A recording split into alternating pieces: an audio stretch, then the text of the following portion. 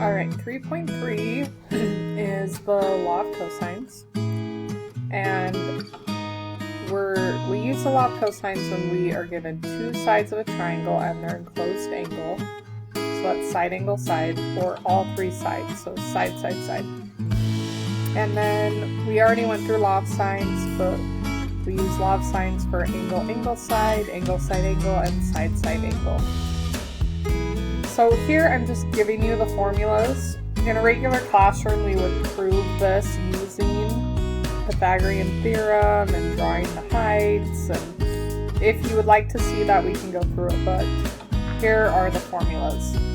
So there's three depending on what side you're solving. So if you're solving for side A, you use side BC and angle A. If you're solving for side B, then you're going to use A and C and angle B, and same for angle C. Okay, so let's do an example. We have a triangle and we're given two sides and an angle. So I'm going to label the other sides. Here's angle B, so this is side B. Here's angle A, so here's side A. And we want to solve the triangle. So when we solve, we get all the sides and all the angles. So let's start with finding side C. So if we're looking at these three equations and we want side C, we're going to use the one that's C squared. So C squared equals A squared. We add the other two sides, and then we subtract 2 times those two sides. That 2 comes from multiplying if you were to solve this out, so cosine of the angle. And now we're just going to plug in all the numbers. Okay, so we're trying to find C. A is 8, B is 11, minus 2, A is 8, B is 11, and then the included angle is 37 degrees. Okay, so I'm not going to calculate this yet. I need to solve for C. So to solve for C, we take the square root of both sides. So I'm going to square root this whole thing.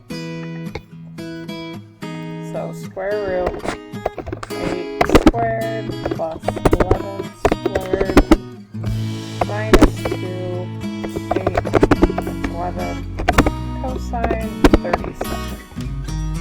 Alright, so I waited to do the square root all under so I wouldn't round. Every time you round, your answer changes, and you want to be exact as you can. Okay, so C is 6.7. Okay, so now we know all three sides, and we need to find angles. So we can keep using law of cosines, or now we have side-side angle, we can use law of sines. And law of sines is actually easier when you're finding an angle. So I'm going to switch and use law of sines to find B. So I want angle B. I know side B. I know angle C and side C. Okay, so sine B is what we're trying to find. Side B is 11. Angle C is 37. And side C is what we just found, which is 6.7. So we're going to cross multiply and get 6.7 times sine B equals 11 times sine of 37. Divide both sides by 6.7. So sine B equals this whole thing. And then to get rid of sine, we do sine inverse. So sine inverse both sides, and that's going to give us B. So function sine inverse 11 times sine 37 angle divided by 6.7, which is 81.1.